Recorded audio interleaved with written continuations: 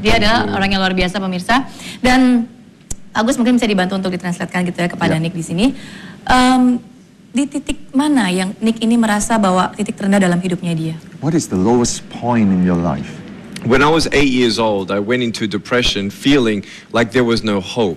Ketika saya usia 8 tahun, saya kehilangan pengharapan. Saya tidak punya pengharapan. I never thought I'd get married, never thought I'd be happy. Saya tidak pernah berpikir akan bisa menikah, tidak bisa berpikir bahwa saya akan bahagia. Never get a job. Tidak akan pernah bisa mendapatkan pekerjaan. So I didn't want to be a burden to my parents, so I decided to try and commit suicide. Saya tidak mau menjadi beban buat orang tua saya, jadi saya mengambil keputusan untuk bunuh diri. So when I was 10 years old, I tried to drown myself in 15 centimeters of water.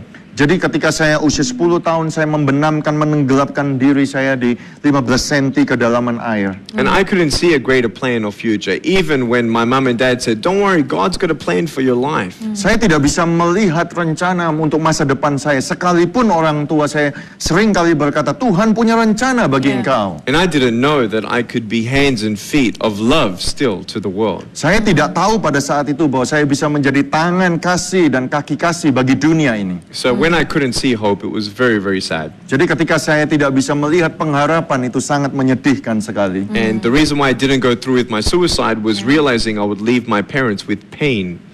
Saya tidak akhirnya bunuh diri karena saya tidak mau melihat orang tua saya itu berakhir dengan terluka begitu. Ya. So I decided to stay. Jadi saya akhirnya Nah, And I'm kemudian glad I did. dan saya senang sekali saya tidak jadi mati, tidak bunuh diri. Ya. That's the amazing thing. kalau Itu sampai ada sesuatu yang luar biasa. Iya, kalau sampai itu terjadi, Nick nggak mungkin bisa bergabung dengan kita di sini ya Bapak Ibu semua ya. Betul. Dan Nick ini adalah seorang sarjana akuntansi You are the Bachelor of Accountants, and finance, right? Financial Planning. Yes. Yeah. Nah, apa yang membuat Anda tidak menekuni karir di bidang itu, tapi malah memilih menjadi seorang motivator? Gitu? Why you are not practice on that accounting or finance now become a motivator? It was my Yeah. dad who really pushed me in mathematics and suggested to me that I be an accountant. Adalah sebetulnya ayah saya yang mendorong saya untuk belajar matematika dan menjadi seorang akuntan. But at my school, one of the cleaners at the school was the first guy to come up and say, Nick, you're going to be a speaker one day. Tetapi ada seorang anak di sekolah saya satu ketika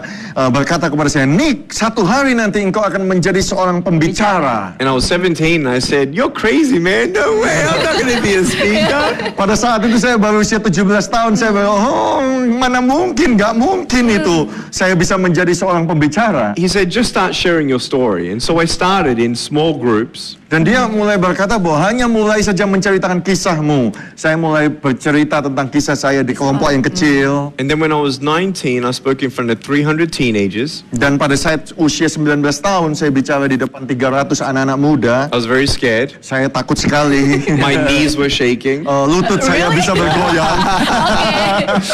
And within 3 minutes of the speech, half the girls were crying and one girl started weeping and she put up a hand. She said, can I come and hug you? Dalam waktu 3 menit, separuh dari yang mendengarkan saya, semuanya itu menangis bercucuran air mata. Dan seorang gadis angkat tangan dan berkata, bisakah saya memeluk engkau? And she came in, she hugged and cried on my shoulder and she said, no one's ever told me that they love me. No one's ever told me that I'm beautiful the way that I am. Dia datang kepada saya dan mencium, memeluk saya dan berkata, tidak ada seorang pun yang memberitahu saya bahwa saya itu cantik, saya itu dikasihi dan sebagaimana apa adanya sekarang ini. And I knew her life was changed forever. Dan saya tahu saat itu kehidupannya berubah untuk selama-lamanya. And seeing people's lives change because of hope and faith in God was so much better than doing accounting. Dan melihat kehidupan seseorang itu berubah karena ada satu pengharapan dan iman kepada Tuhan, itu jauh lebih baik daripada menjadi seorang akuntan. Oke, one more question ya. Satu pertanyaan lagi secara singkat adalah apa yang membuat Nick ini begitu memiliki rasa syukur yang begitu hebat dan dia bisa melupakan segala keterbatasan yang dia punya? What makes you to have this grateful heart all the time and forget all your weaknesses and disadvantage? With the help of God, I've realized to accept the things that I cannot change. Dengan pertolongan Tuhan, saya belajar untuk menerima hal-hal yang saya tidak bisa rubah. And ask God to help me to change what I need to change. Dan meminta kepada Tuhan untuk membantu saya merubah apa yang bisa saya rubah. More than arms and legs, I need peace, Lebih dari saya membutuhkan tangan dan kaki, saya lebih membutuhkan damai, forgiveness of sin, pengampunan akan dosa, heaven, sorga, purpose. tujuan. You can have arms and legs, but if you don't have purpose, you feel empty. Saudara bisa punya tangan dan kaki, tapi kalau saudara nggak punya tujuan, engkau akan merasa kosong. So I want everyone to know that everyone does have a purpose. Dan saya mau setiap orang itu tahu bahwa kita semua memiliki tujuan. And to never ever give up. Dan jangan pernah menyerah.